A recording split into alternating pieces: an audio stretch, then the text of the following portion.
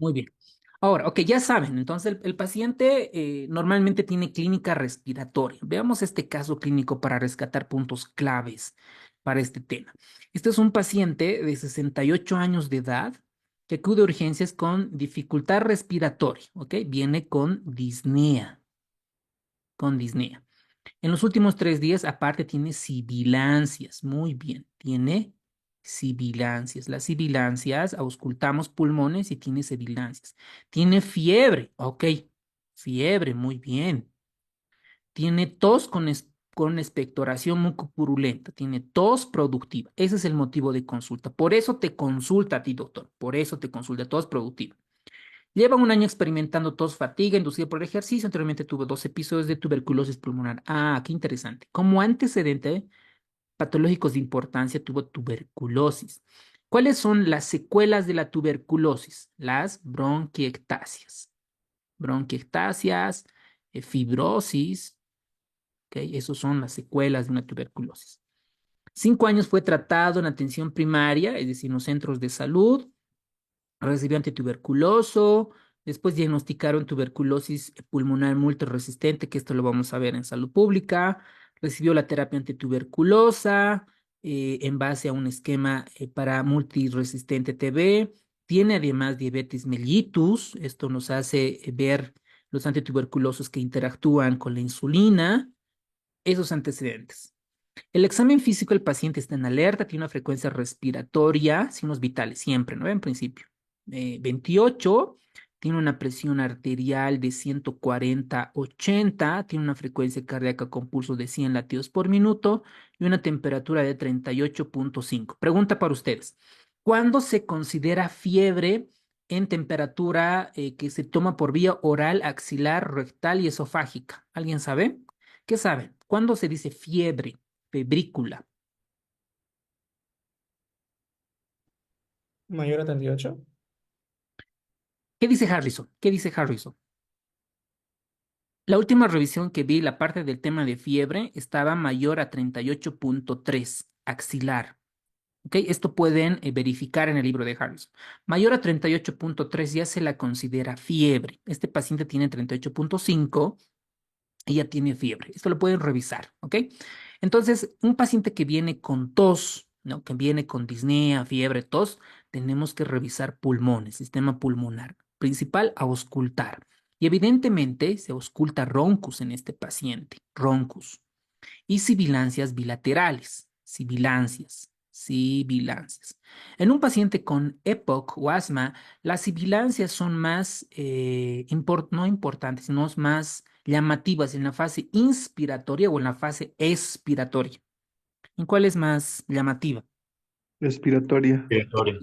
Eso, muy bien, en la fase Respiratoria. expiratoria, ¿ok?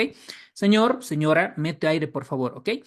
Mete, exhala. Al exhalar, nosotros debemos prepararnos para escuchar si el paciente tiene sibilancias. Excelente. Entonces, llega, le tomamos una radiografía y unos laboratorios, ¿no? Y una gasometría, todo paciente que viene con esa clínica. En el laboratorio muestra una hemoglobina de 14, leucocitos de 29,000, listo. Estos leucocitos de 20,000 me hace sospechar que tiene alguna infección, más aún con la fiebre. Entonces, este paciente tiene infección, ¿ok? Tiene plaquetas de 215,000, creatina 1,2. ¿Qué más es llamativo? Sodio de 132, está con hiponatremia, probablemente un síndrome de secreción apropiada de hormona antidiurética. Glucemia aleatoria de 379. Además, tiene una ¿cómo se llaman estos? Crisis hiperglucémicas, ¿no? Crisis hiperglucémicas tiene este paciente, obviamente por el antecedente de la diabetes. Muy bien, ¿qué muestra la gasometría? Ok, ¿cuál es el diagnóstico gasométrico, doctores?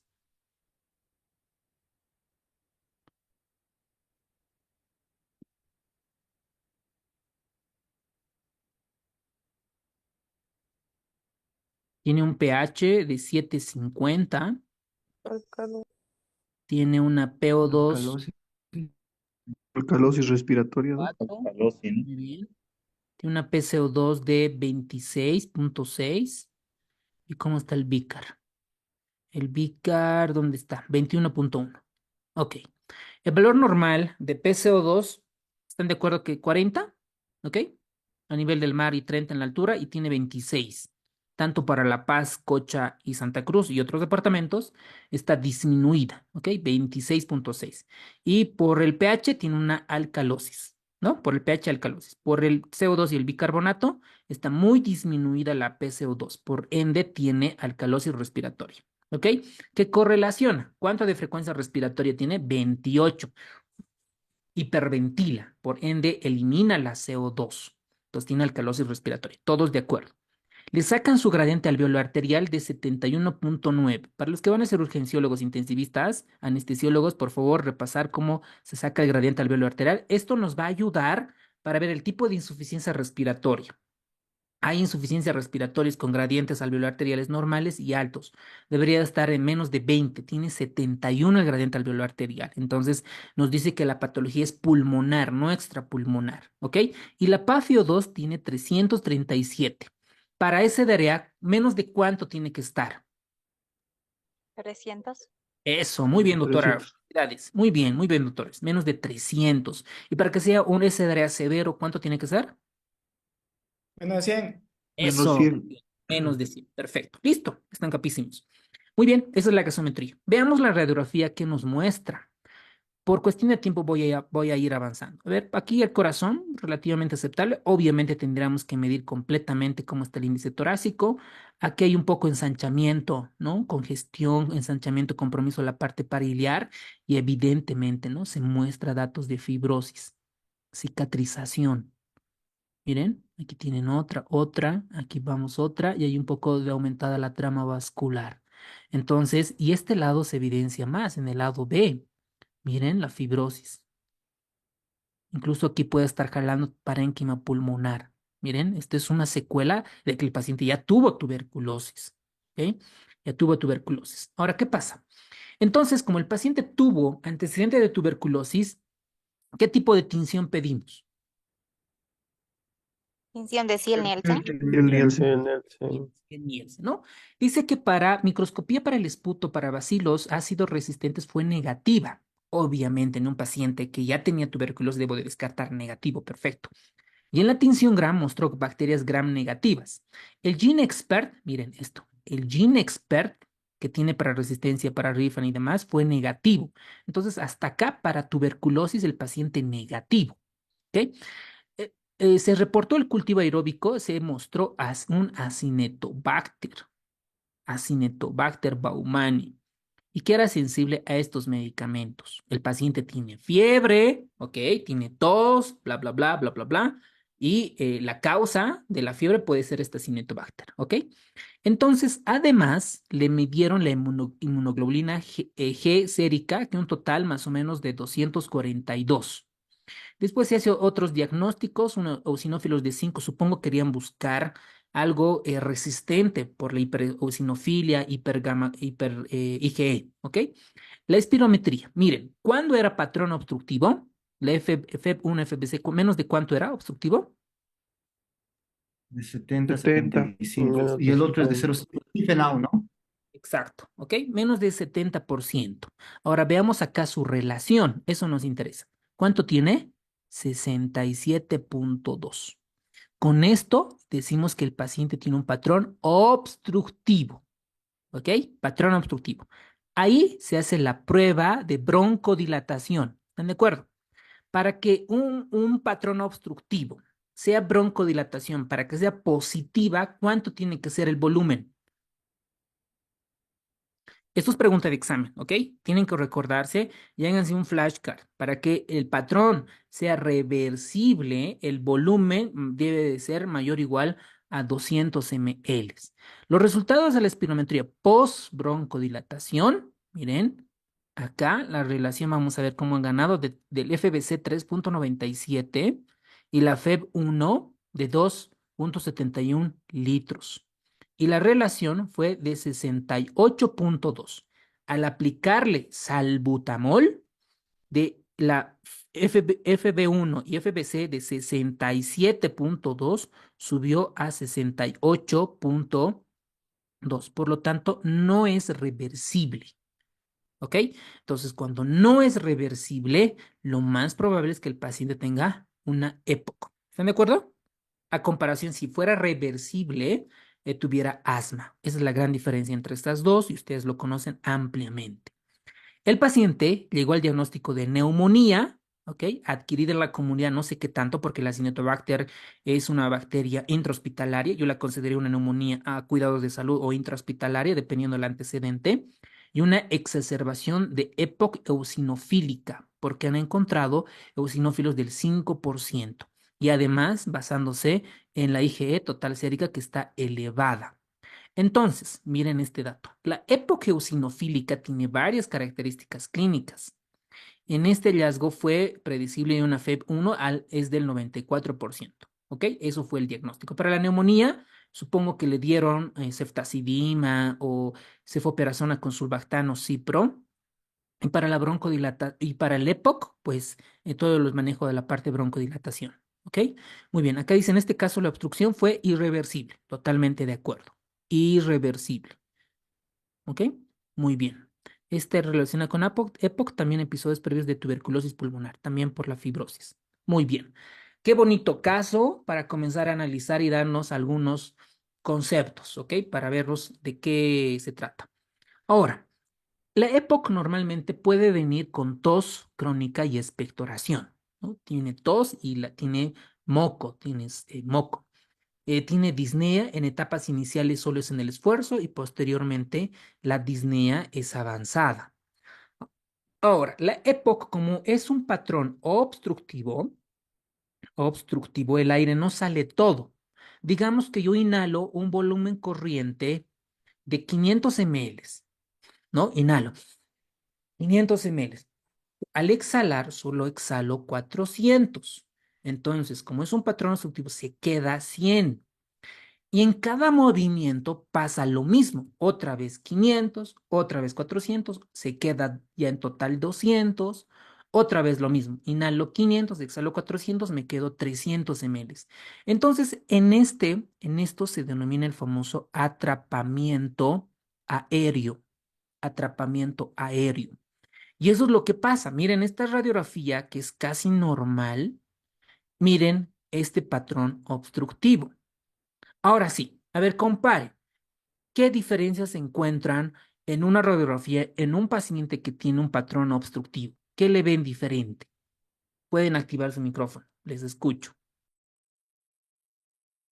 Las costillas están más horizontalizadas, Hiperlúcido. el, está más radiolúcido los pulmones y los diafragmas más descendidos y el corazón más estrecho, o el mediastino más estrecho.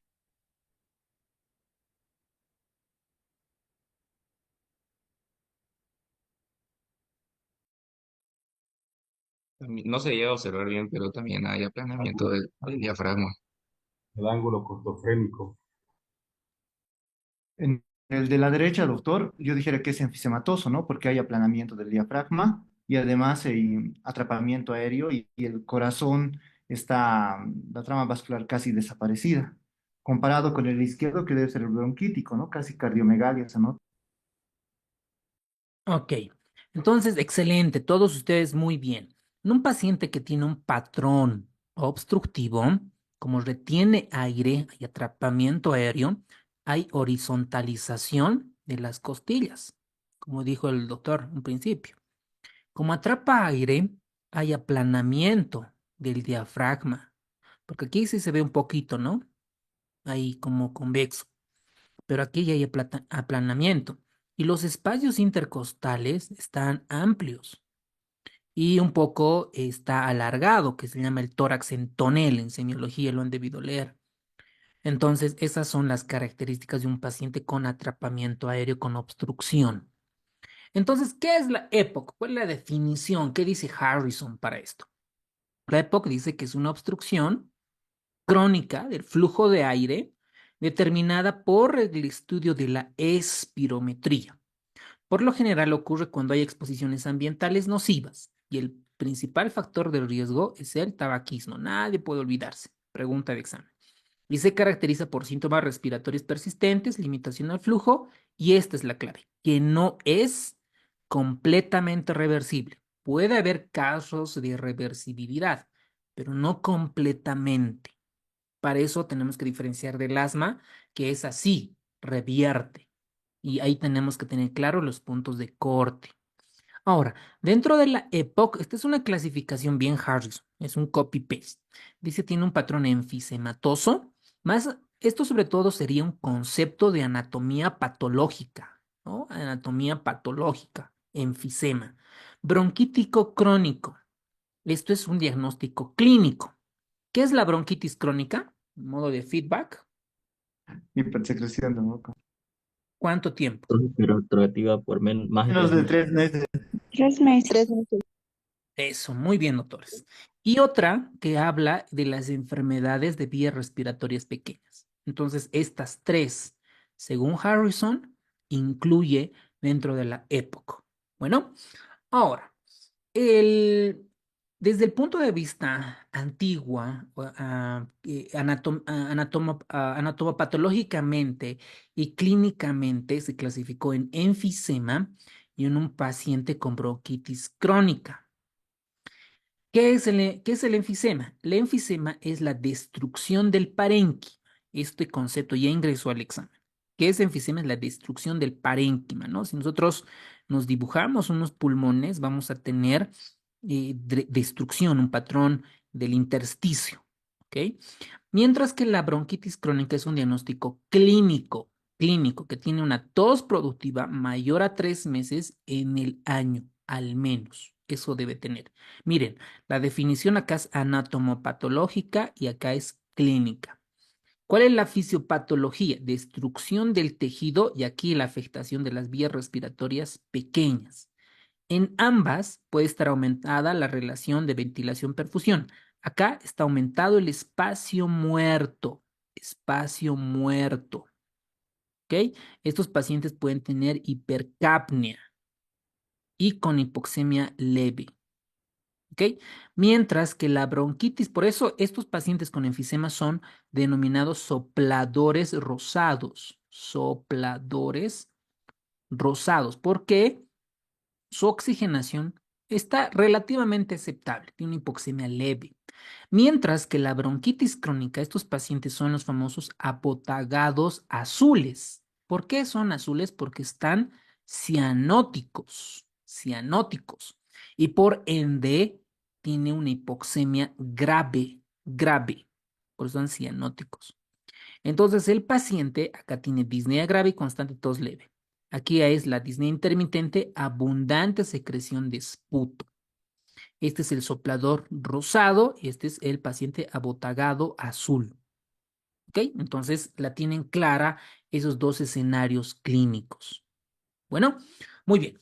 Aquí tenemos las definiciones que estábamos comentando un principio. ¿Qué es la EPOC? La EPOC es una enfermedad obstructiva del pulmones que es irreversible. Y esto es para su examen. Esto armen una flashcard porque sé que se van a olvidar. La relación FB1-FBC, post-broncodilatación, el punto de corte es menos de 0.70 o menos del 70%. El caso clínico tenía como 68, creo. Entonces, tiene un patrón obstructivo. ¿Ok? Eso no se pueden olvidar. Luego tenemos la bronquitis crónica que ya la definimos. El enfisema, lo mismo, la dilatación, alteración estructural. Y hay otro término que se denomina la espirometría alterada del índice conservado, el famoso PRINCE. Este término normalmente describe a individuos con FB1, FBC post-broncodilatación mayor o igual a 70, pero con FEB1 menos del 80% del valor previsto, predicho. Esto no está en Harrison, pero es algo que en la parte de neumología manejamos como espirometría alterada del índice conservado. ¿Ok? Muy bien. En Estados Unidos dice que es la tercera causa de muerte, la época. Afecta a más de 10 millones de personas en Estados Unidos, casi una Bolivia de pacientes con época. Dice Harrison que en el año 2020 tendrá la tercera causa más común de muerte en todo el mundo. Y aquí vemos nuestro esquema. Miren, 28% época agudizada, 25% neumonía, 16% infección, 9% asma y otras enfermedades. Miren acá, EPIT, enfermedad pulmonar intersticial, TEP, cáncer de pulmón y otras enfermedades como SAOS y otros. ¿Ok? Entonces, la época agudizada es trastorno frecuente. Ustedes que trabajan en las clínicas, hospitales, lo deben ver frecuentemente, una época exacerbada. ¿Ok? Muy bien, ya sabemos qué es, ¿no? El FBC menos de 0,70 o 70%. Listo, la definición. La causa. La causa más frecuente para el examen es tabaquismo. Nadie puede olvidarse. Tabaquismo. Listo, hasta ahí termina. Pero queremos ser un poco detallistas, lo podemos clasificar en factores exógenos y factores endógenos. En factor exógeno, el tabaquismo, el principal. Luego el fumador pasivo, uno va a la discoteca y uno no fuma, inhala el humo, pues es un factor de riesgo. En la contaminación del aire, ¿no? Ciudad de México, Lima, Cocha, Sao Paulo, ¿no? ¿Ok? La contaminación. El polvo no orgánico, por ejemplo, en los mineros de carbón. El polvo orgánico, esto está sobre todo mayor incidencia donde se encuentran el combustible de biomasa. ¿A qué se refiere, doctores, con combustible de biomasa? Dice que es un factor de riesgo, pero ¿qué es esto? El humo de la leña. En los pueblos hay personas que todavía cocinan con leña. Esa leña es la biomasa, que se la considera un factor de riesgo para EPOC. ¿Ok? Cuando ustedes le hagan algún artículo, biomasa se refiere a humo de leña. Ahora, para factores endógenos, para el examen de la residencia, ¿ok? Van a acordarse de la deficiencia de alfa-1 antitripsina. ¿Ok? Es el factor principal. Factor endógeno. Tabaquismo como factor exógeno y la deficiencia de alfa-1 antitripsina. Luego tenemos, para ser un poco detallistas, y no creo que sea tan preguntable en el examen de la RECI, anormalidades del crecimiento, infecciones, nacimiento prematuro, hiperreactividad, síndrome de deficiencia de anticuerpos como la deficiencia de IgA o el síndrome de Cartagener, que es una discinesia ciliar primaria, ¿no? Que son factores de riesgo que aumentan la época, ¿ok? Muy bien. Dentro de la patogenia, dentro del mundo del tabaquismo tiene muchos componentes, muchos componentes. El objetivo es que se activan las células proinflamatorias. Se activan, se estimulan las células proinflamatorias. Estas células proinflamatorias, por varios interleucinas, interleuquinas, quimiosinas, linfocinas, liberan unas enzimas denominadas proteasas, las que destruyen la estructura del parénquima. Y esto puede llevar a un patrón de enfisema, ¿no? Por proteasas, porque destruyen proteínas. Además, estimulan, activan ciertos genes para que se produzca la muerte celular. Y cuando hay destrucción por estas proteasas, se supone que debe de haber una reparación. También esa reparación está alterada, sobre todo la reparación de la elastina y el factor de crecimiento transformador beta. El punto es que se destruye el parénquima celular. El libro de Harrison nos da una serie, ¿no? De quimiosinas, receptores y otras que el objetivo es la destrucción del parénquima pulmonar, Y hay ciertos componentes, como por ejemplo el factor transcripción, el NRF2. Esta transcripción es un importante regulador entre lo oxidante y lo antioxidante. Entonces también está alterada este factor de transcripción. También se ha demostrado que estas proteasas, dentro de la subclasificación hay unas denominadas las metaloproteasas. Estas metaloproteasas destruyen la matriz extracelular. La matriz extracelular, ustedes saben que está formado por glucosaminoglicanos, proteoglicanos, glucoproteínas y otras, y estas metaloproteasas van a encargar de destruir, por ende, destrucción del parénquima pulmonar. También dentro de la fisiopatología y la parte inmunológica se reclutan los linfocitos TCD8 por estimulación del humo del cigarrillo y esta va a hacer que active y se libere el interferón 10, que esta va a hacer que estimula el macrófago para que produzca la elastasa. Y la elastasa va a destruir, o un colágeno. ¿Qué tipo de colágeno va a destruir? A la elastina, ¿no? Entonces, el punto es que se liberan muchas enzimas para destrucción del parénquima pulmonar. Aquí tenemos los desencadenantes, el humo del cigarrillo, un paciente con susceptibilidad genética. Tenemos las células efectoras, tenemos ahí el macrófago, los neutrófilos, las células epiteliales, los linfocitos. Estas van a activar los macrófagos a las proteasas. Hay un desequilibrio entre las proteasas y las antiproteasas. Y las moléculas claves de las proteasas y antiproteasas van a estar relacionadas, por ejemplo, con la serpina 1, la elastasa del neutrófilo, y el objetivo va a ser la destrucción de la matriz extracelular.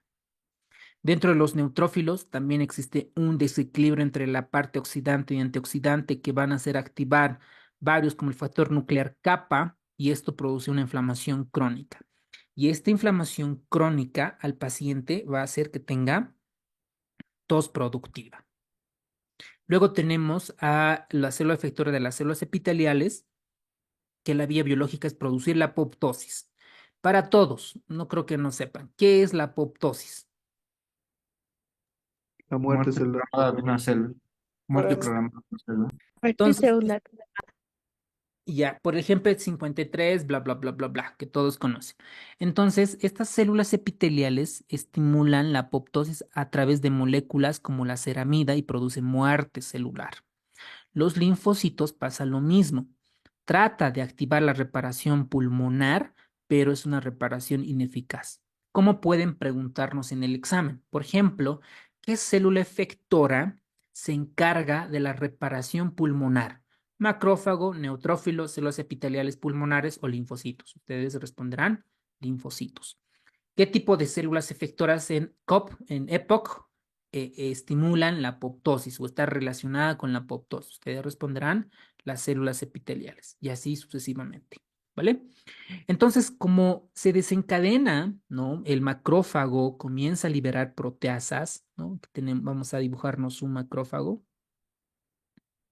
Entonces, este macrófago va a destruir el parénquima. Y aquí es lo que vamos a ver, ¿no? La destrucción del parénquima, que esto se ve en la tomografía.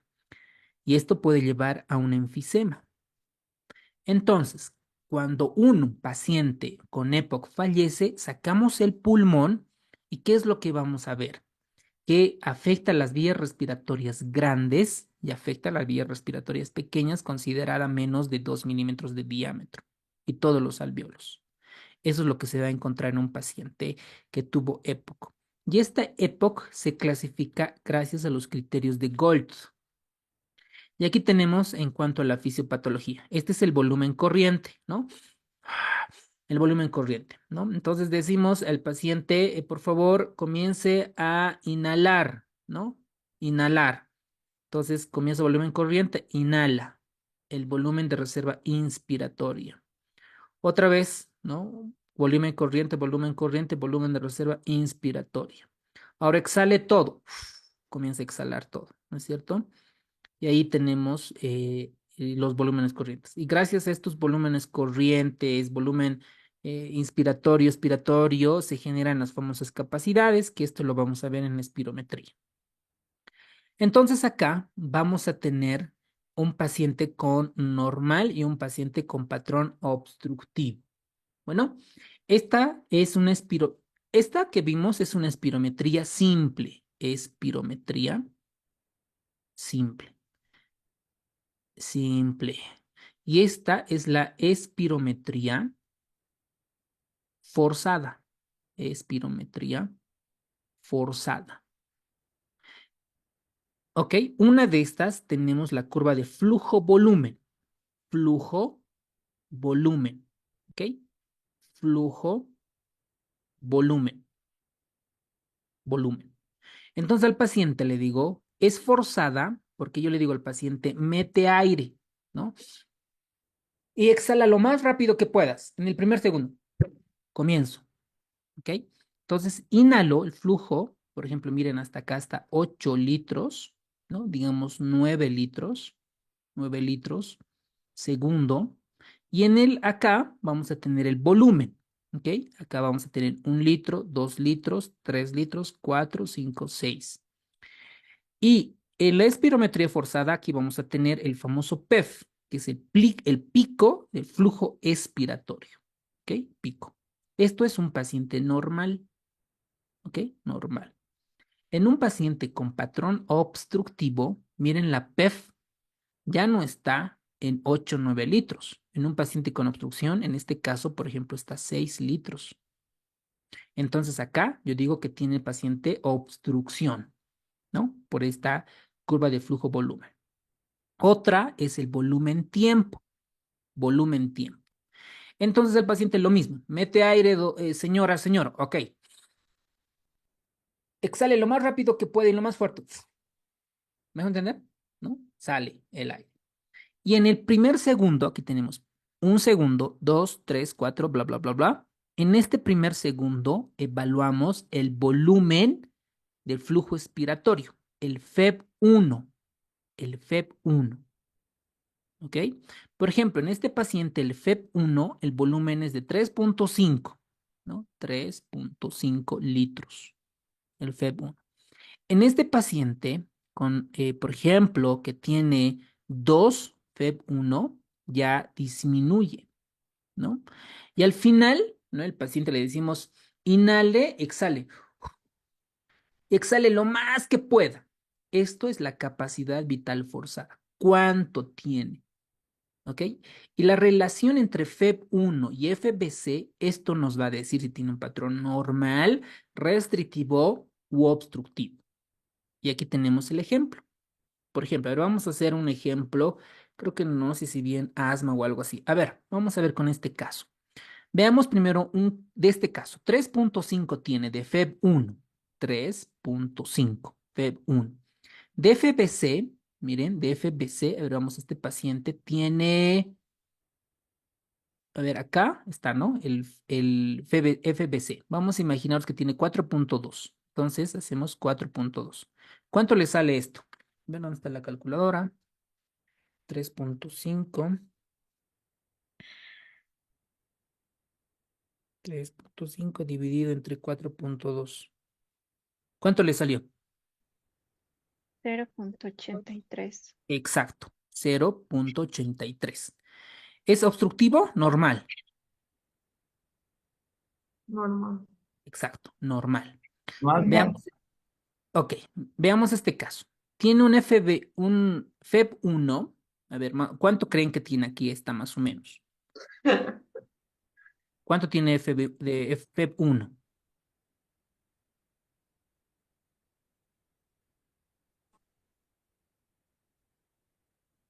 ¿Ah? 2. 2.5. ¿Están de acuerdo? O 2.2 si quieren, ¿ok? 2.2. Ya, muy bien. 2.2 de FEB1. La FBC, ¿cuánto estará? 3.5, ¿no? Ustedes ven acá, ¿no? 3.5. A ver, calculen. ¿Cuánto es? 0.62, doc. 0.2. 0.62. 0.62. 2.2 dividido entre 3.5, 0.62. ¿Esto es obstructivo o normal? Obstructivo. Obstructivo. No, ¿Menos de cuánto tiene que ser obstructivo? 0.7. 0.70. ¿Ok? Perfecto. Listo. Entonces yo ya sé sacar más o menos los datos de la espirometría. Y esta espirometría se clasifica en 4 estadios de Gold. 4. Miren, leve, FEB1, FBC, menos de 0.70. Y FEB1 mayor o igual a 80 del peso o del valor predicho, ¿no?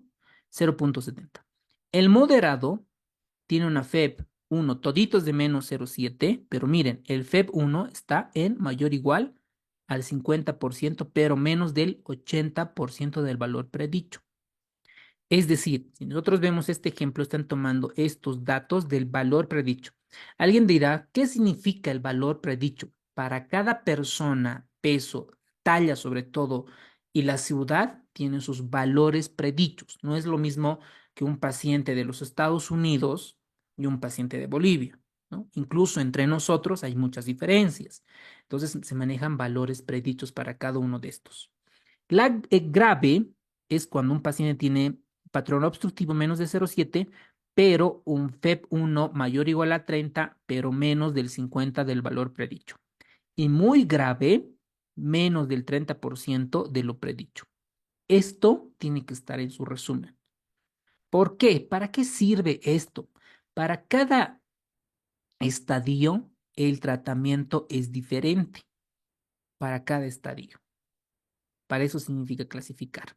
Bueno, muy bien. Ya sé qué es EPOC, ya sé cómo es la fisiopatología, ya sé cómo se destruyen las proteasas, metaloproteasas, quiénes inducen a la apoptosis, ¿ok?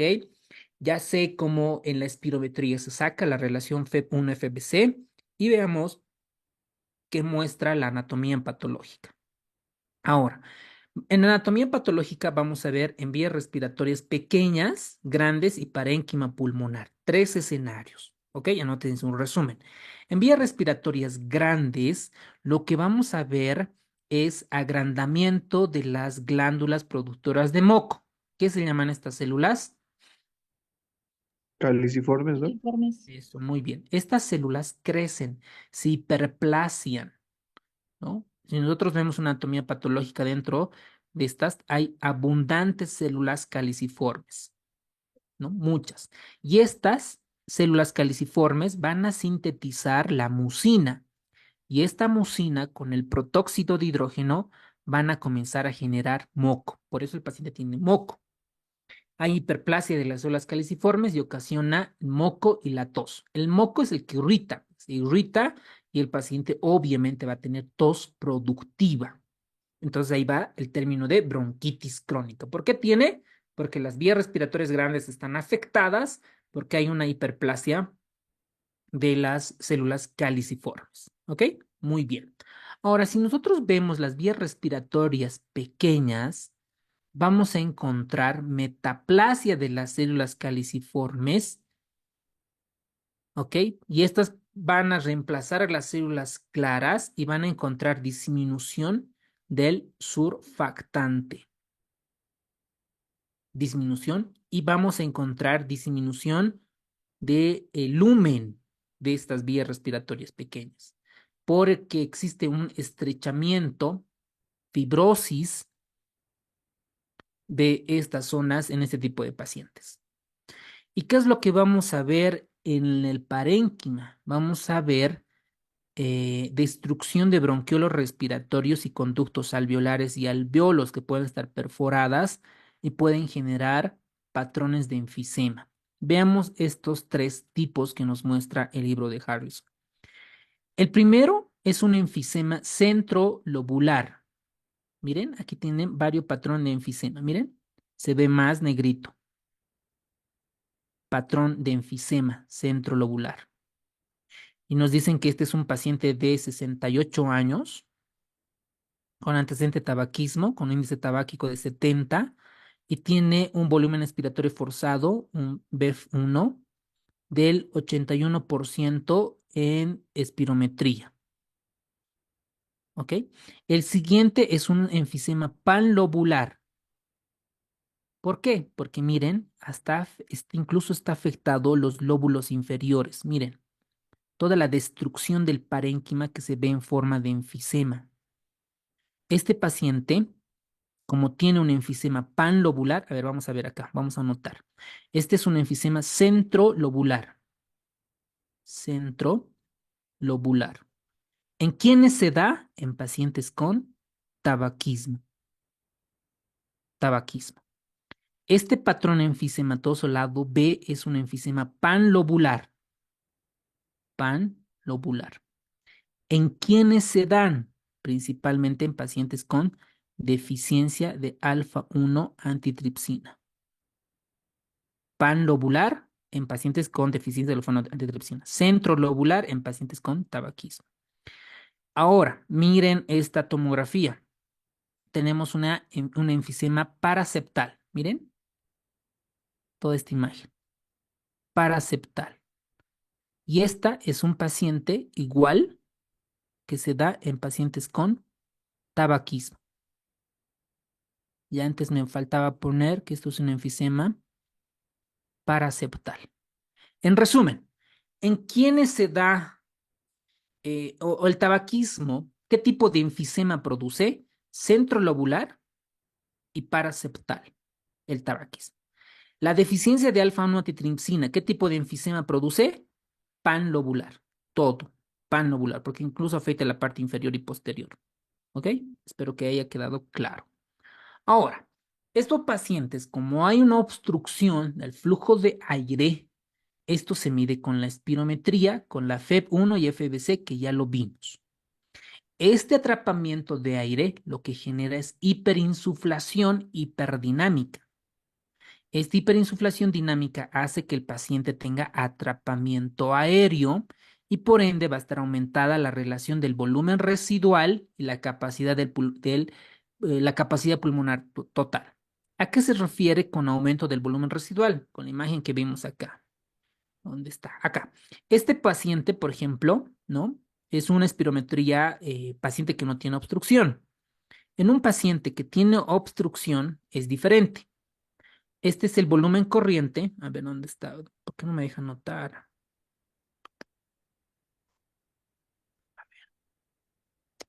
Maldita sea.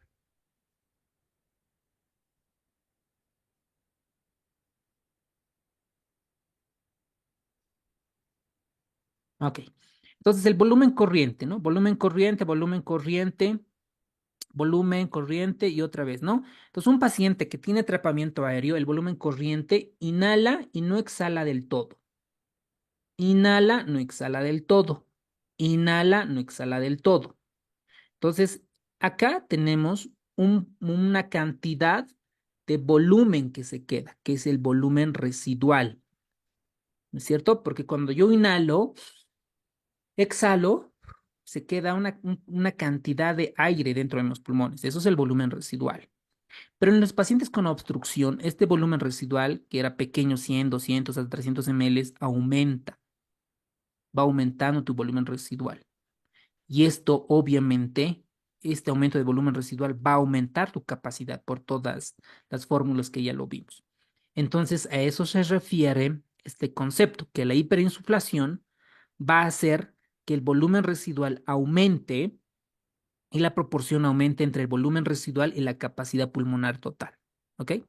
Entonces, hay obstrucción, hay hiperinsuflación y hay un deterioro, anormalidad del intercambio de gases. ¿Y cómo lo vamos a determinar? Sobre todo por disminución de la FEB1, y eso que está indicado menos del 25% del predicho, o un paciente que tiene hipoxemia crónica. Hipoxemia crónica. Cuando Harrison le dice hipoxemia, por ejemplo, ayer para insuficiencia respiratoria vimos, ¿cuánto debería ser insuficiencia respiratoria tipo hipoxémica? ¿Cuánto la PO2? No, 60. Eso, Menores a 60. menos de 60. Para Harrison, para hipoxemia crónica, describe menos de 55 milímetros de mercurio. Para crónico, menos de 55. Sé que este dato te vas a olvidar para el examen, entonces tienes que hacerte una flashcard.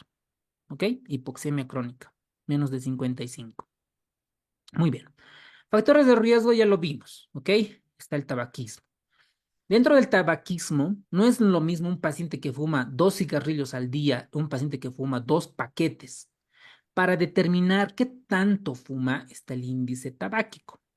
El índice tabáquico se saca con estas variables. Número de cigarrillos por día. Por ejemplo, 60 cigarrillos fuma. ¿Cuántos años ha fumado? No, digamos, ha fumado por 30 años. Y esto se divide entre 20. Entonces, 2 por 3, 120, 180, ¿no? 180 o 18 entre 2. ¿Cuánto sale eso? 60 por 30. O no, 60 por 30 es 1800. 90. 90. Ok, sale 90. el índice tabáquico 90, ¿no? En ese tipo de pacientes, el índice tabáquico de 90. Entonces, acá decimos, de 90 tiene riesgo para EPOC y para cáncer pulmonar. Y aquí tenemos los puntos de corte. Menos de 10 de índice tabáquico, riesgo nulo. Riesgo moderado de 10 a 20, riesgo intenso 21-40 y riesgo alto más de 40. Entonces, este paciente tiene 90, tiene un riesgo alto para époco. Sacamos con el índice tabáquico. ¿Ok? Entonces, acá nos muestra las distribuciones de estos valores en cuanto al volumen expiratorio forzado, el FEB1, ¿no? En los porcentajes de la población. Y aquí lo que nos indica que por cada grupo de estos grupos que presentan tabaquismo, van a presentar un deterioro de la FEB1 con una desviación de estándar de más o menos 1. Es decir, que cada vez que un paciente continúa fumando va perdiendo su FEB1. Luego hemos visto infecciones respiratorias, exposiciones ocupacionales como causa, contaminación atmosférica, vimos la biomasia, la exposición pasiva al humo, factores genéticos, esto como factor endógeno. ¿Cuáles son? El déficit de alfa-1 antitripsina, ¿no? Ahí está. Esto ya es un poco más detallado, ¿no? Aquí vamos a encontrar, yo creo que esto no van a preguntar, esto es un poco más de genética. Vamos a encontrar los tipos de alelos. Tenemos un alelo M, un alelo S y un alelo Z. El alelo M, esta es la que se asocia con cifras normales de alfa-1 antitripsina. El alelo S vamos a encontrar con una reducción leve de la alfa-1 antitripsina. Y el alelo Z es una disminución más significativa de la alfa-1 antitripsina. Entonces, en un paciente que tiene enfisema, un paciente joven, debemos de buscar que no tengan este tipo de deficiencias. Una vez si lo tiene, debemos ver qué tipo de fenotipo tiene, si es M, S o Z. ¿Ok? ¿Y qué dice además el libro de Harrison? Que el 1% de los pacientes con EPOC, muy poquito, ¿no? 1% tiene deficiencia grave de la alfa-1 antitripsina como factor predisponedor para EPOC. Ahora, un paciente dentro de la historia natural de la enfermedad puede tener diferentes comportamientos, un patrón normal, una disfunción de la FEB1 muy importante como el patrón B, un patrón C y un patrón D que pueden generar a manifestaciones clínicas importantes. ¿Ok? Entonces, hasta acá sabemos cuál es la etiología, exógeno tabaquismo, endógeno la deficiencia de alfa-1 con sus 3 alelos. Sabemos el diagnóstico por espirometría, menos de 0.70. Sabemos la clasificación leve, moderada y demás. Sabemos la fisiopatología, la espirometría. Ahora, ¿cómo llegan estos pacientes? Estos pacientes van a tener 3 síntomas importantes o 3 cardinales, ¿ok? Primero, el paciente va a tener tos, va a tener producción de esputo y el paciente va a tener disnea. Esos son los 3 signos cardinales del EPOC. Esto es posible pregunta de examen, ¿no? En un paciente, cuando lo revisamos, vamos a tener un tórax en tonel. El tórax en tonel básicamente nos indica que el paciente tiene atrapamiento aéreo con todo lo que ustedes han identificado en principio, horizontalización, aplanamiento, alargamiento de la parte cardíaca, datos, se ve radiolúcido, ¿no? Porque está atrapamiento aire. La presentación clínica.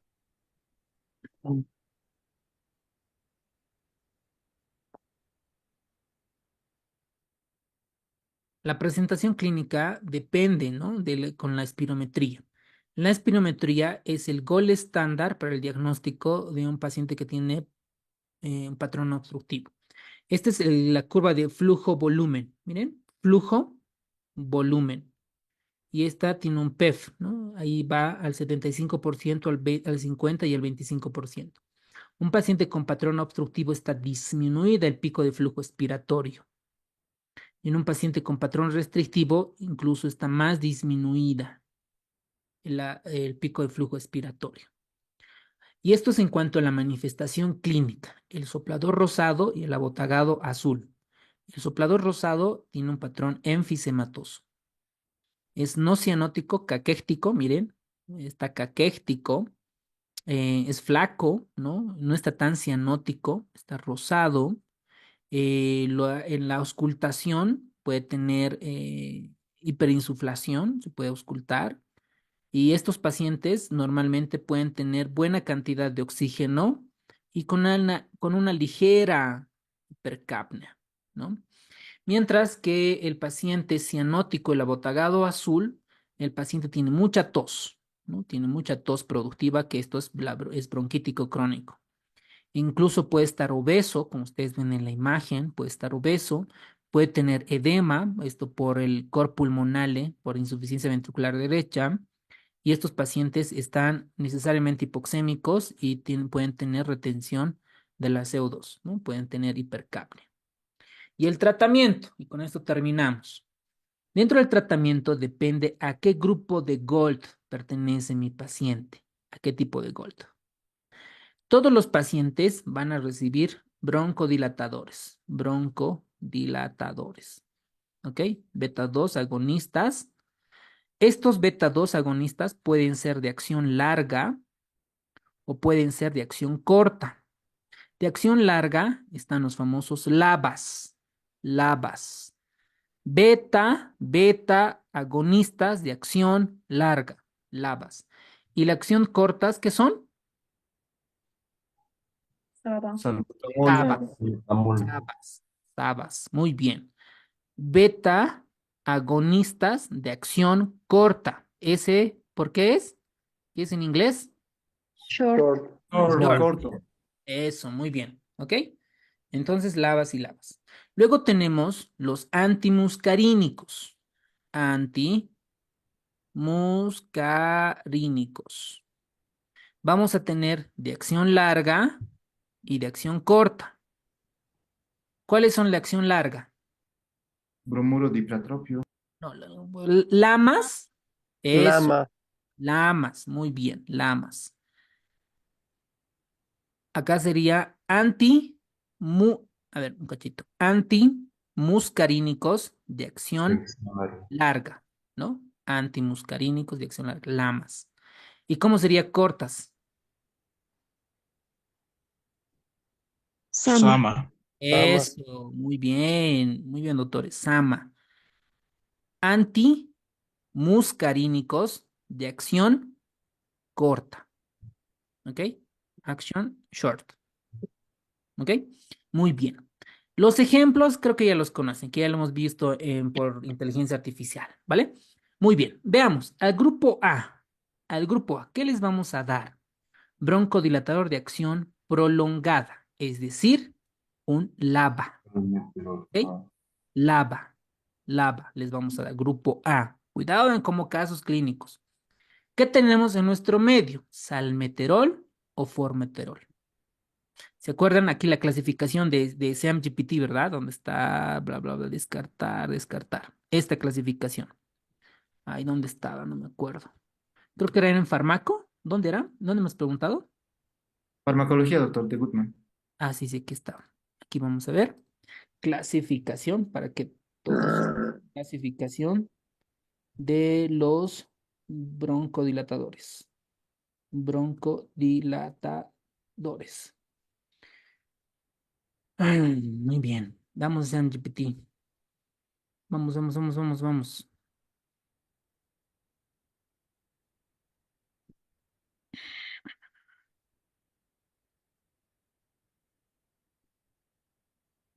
Ya. Vamos a poner clasifica en base a lava.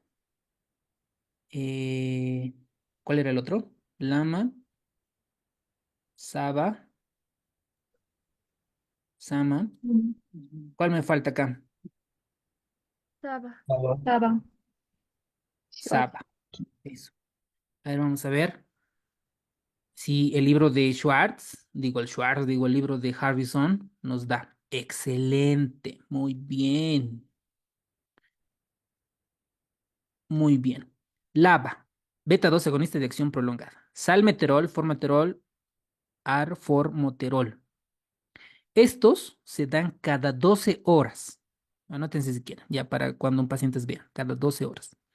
De acción corta, los SABAs, tenemos en nuestro medio el salbutamol, así en PAF, ¿no ve? Y el otro en gotitas es la terbutalina. Terbutalina. Esto se da como cada 4 a 6 horas. En crisis asmática vamos cada 20 en una hora. ¿Ok? Los LAMAs, los antimuscarínicos, el tiotropio y otros. ¿Ok? Y aquí le faltan los SAMAs, los antagonistas muscarínicos de acción corta, como el bromuro de dipratropio. Por ejemplo, en Bolivia, a ver, cuando estaba en México, en España, había combinación entre el bromuro de dipratropio y el salbutamol. ¿Ok? Había salbutamol más bromuro dipratropio. Allí. En nuestro medio no hay esto. Solo viene como terbutalina. Creo que algunas veces de Argentina o Brasil traen. Miren esto. Bromuro de dipratropio. Ah, miren, esta. ¿Qué farmacéutica es? AMSAE. Miren, bromuro de dipratropio, un antimuscarínico de acción corta y el salbutamol. Esta combinación es genial. Un paciente con asma, con exacerbación de EPO, con un broncoespasmo, lo nebulizas con esto, nebulizador ultrasónico, genial van, ¿no? Buenísimo nos va. Y las otras combinaciones para cada 12 horas, ¿no? Que habíamos visto el salmeterol con fluticasona y otros. Ok, vamos a ver. Salmeterol, fluticasona, que es un corticoide en realidad. Miren, aquí tenemos el asma cort, el Doctor, ¿y este este, igual entra de cada 12 horas? Yo tengo ¿cuál, asma cuál? y solo formoterol. El salmeterol fluticasona sí es cada 12 horas, porque es beta 2 agonista de acción prolongada. ¿A eso te referías, perdón, doctora? ¿O cuál era? Gracias.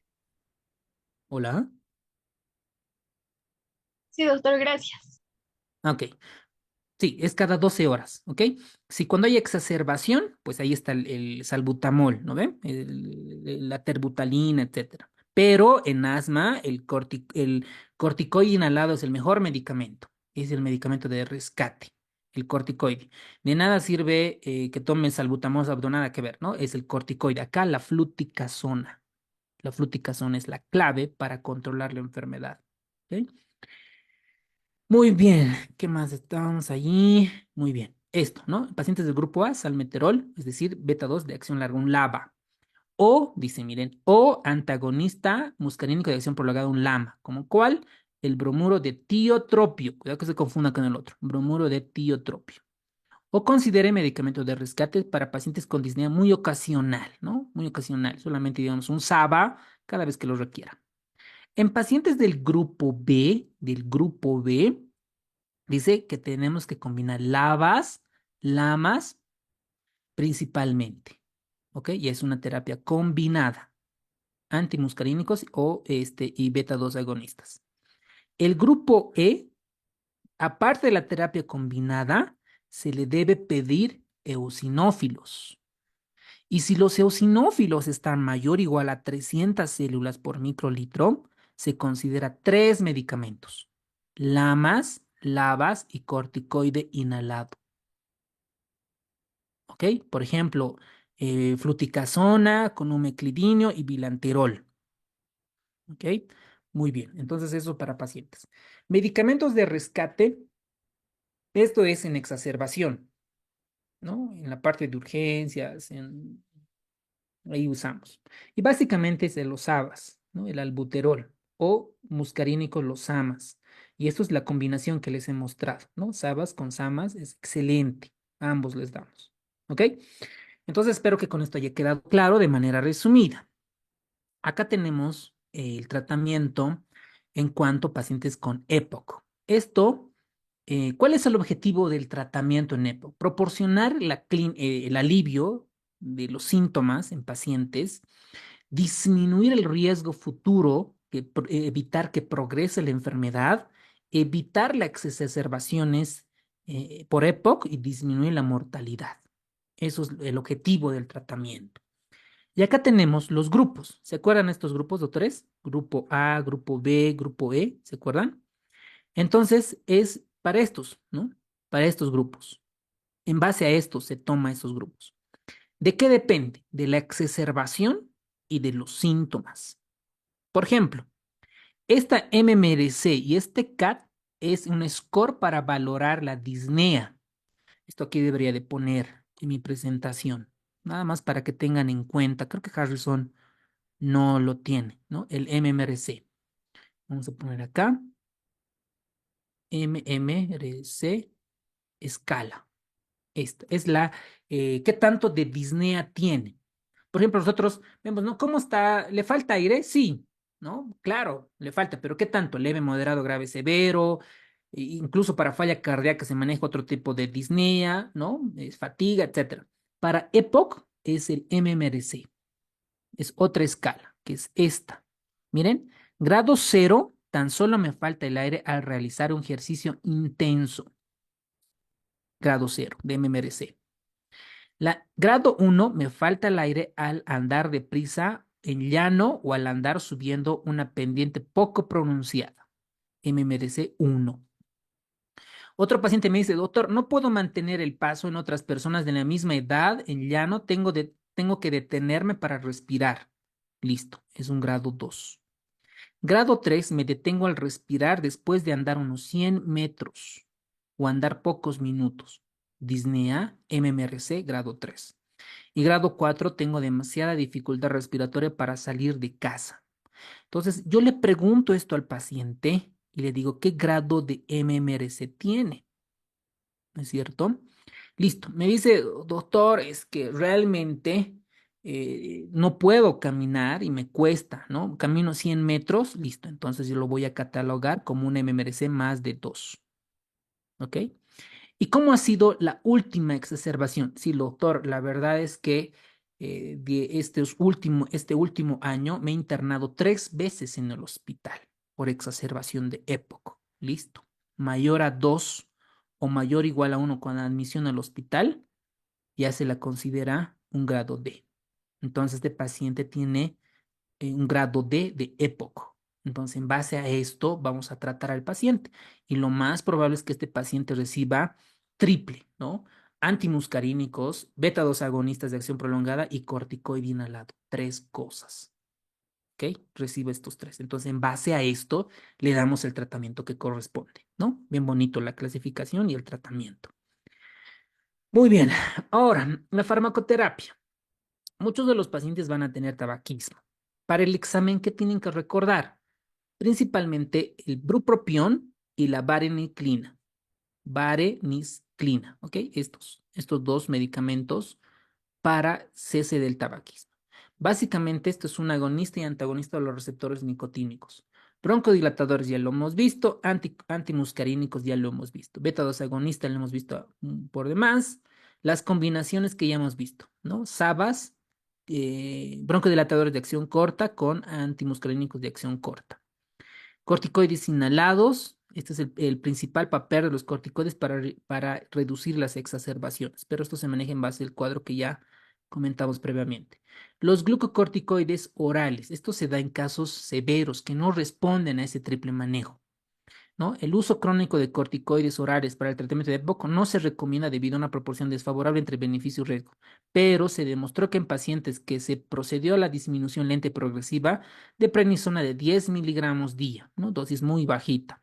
No experimentaron efectos adversos, bla, bla, bla, bla, bla. Los inhibidores de la fosfodiesterasa 4. Por ejemplo, hay pacientes que no mejoran con LABAs, LAMAs y corticoides inhalados, incluso por vía oral. Unos medicamentos de rescate está el Roflumilast. El Roflumilast reduce la frecuencia de exacerbaciones y en EPOC grave, ¿no? Es realmente un paciente que no mejora con nada, ¿vale? Antibióticos. Y alguien se preguntará, ¿pero qué tiene que ver aquí los antibióticos? Uno de estos antibióticos, por ejemplo, son los macrólidos. ¿Y saben qué es lo interesante de esto? Que estos macrólidos tienen una función inmunomoduladora, antiinflamatoria. Entonces, por ejemplo, miren, el estudio clínico con acitromicina tiene propiedades antiinflamatorias, antimicrobianas. Se ha dado a sujetos con antecedentes de exacerbación de 6 meses anteriores y ha disminuido la frecuencia de exacerbación. ¿Cuánto? Una ración de riesgo de 0.73 Y si es menos de 1, tiene un factor protector. Es bueno. Pero esto ya para casos severos, ¿no? Que no responden a ese medicamento. Otro, por ejemplo, es administrar oxígeno. ¿En quiénes vamos a administrar oxígeno? Pacientes que desaturan. Por ejemplo, pacientes con una saturación menos de 88% ya debe de recibir oxígeno en casa. O en pacientes que saturan menos de 89 y tienen datos de falla cardíaca derecha, tienen que recibir oxígeno. Y el oxígeno es el único medicamento que ha destruido disminuir la mortalidad. Por eso jamás a de los pacientes se mantiene hipoxémicos. Es el único medicamento. Y a pacientes, obviamente, que tienen deficiencia de alfa-1 antitripsina, obviamente se les dará alfa-1 antitripsina. ¿Ok? Incluso aquí nos da el libro de Harrison los puntos de corte para ver las concentraciones séricas de cada uno de estos. Y este es el libro de Harrison, ¿no? Grupo A, grupo B, grupo C y grupo D. ¿Cómo determino estos grupos? Por esto, ¿no? Por grupo A, grupo B, dependiendo a la disnea y al antecedente de exacerbación. Y esto es lo que dice, ¿no? Para grupo A, simplemente un broncodilatador cuando lo requiera, ¿no? Digamos, PRN, por ración necesaria, PRN. En el grupo B, lamas más lavas, ¿ok? Lamas más lavas, grupo B. Para el grupo C, aparte de tener lamas y lavas, puede añadirse los corticoides inhalados. Para el grupo D, aquí está lo interesante. Para los pacientes que ya están recibiendo lamas, lavas, corticoides inhalados, se considera roflumilast, un antifibrótico, si la FEV1 está menos del 50% de lo predicho y hay bronquitis crónica. Esos son los criterios. Y se considera un macrólido. ¿Qué tipo de macrólido, doctores? ¿Cuál era el estudio? Acitromicina. Acitromicina. Es muy bien. Se da acitromicina en pacientes exfumadores que tienen persistente de las exacerbaciones adicionales. ¿Ok? Ahora, vamos a preguntarle al SAMGPT cuándo se da roflumilast. Vamos a ver. Mantener, descartar. Quiero ver si va a sacar de Harrison o porque no creo que esté en... A ver, vamos a irnos a explorar al general, porque no ciencias básicas. Vamos a irnos a medicina interna. Y aquí vamos a poner iniciar chat. ¿Cuándo está indicado roflumilast? Creo que está escribiendo mal. ¿Cuándo está indicado roflumilast? En EPOC. A ver, veamos qué nos dice.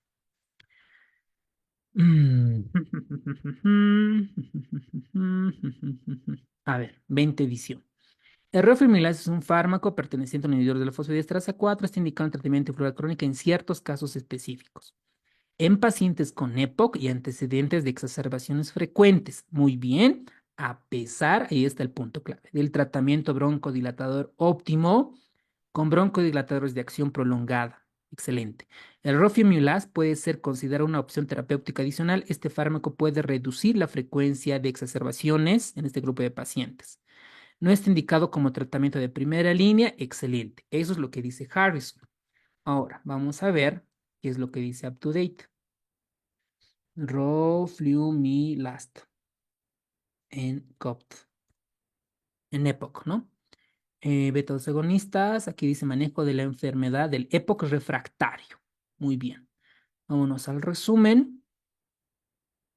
A ver, permítanme. ¿Dónde está resumen? Resumen. Aquí está.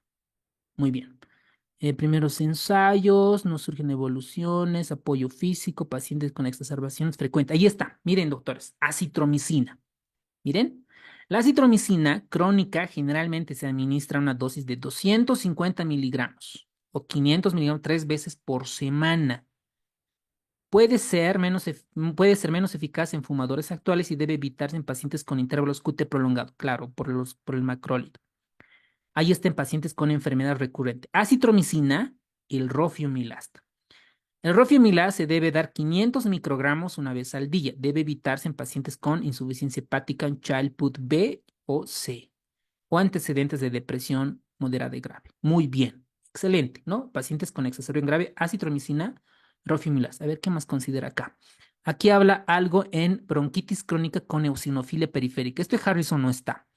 ¿Cuándo se la considera eosinofilia periférica? Más de 300 células, como en nuestro caso clínico, ¿se acuerdan?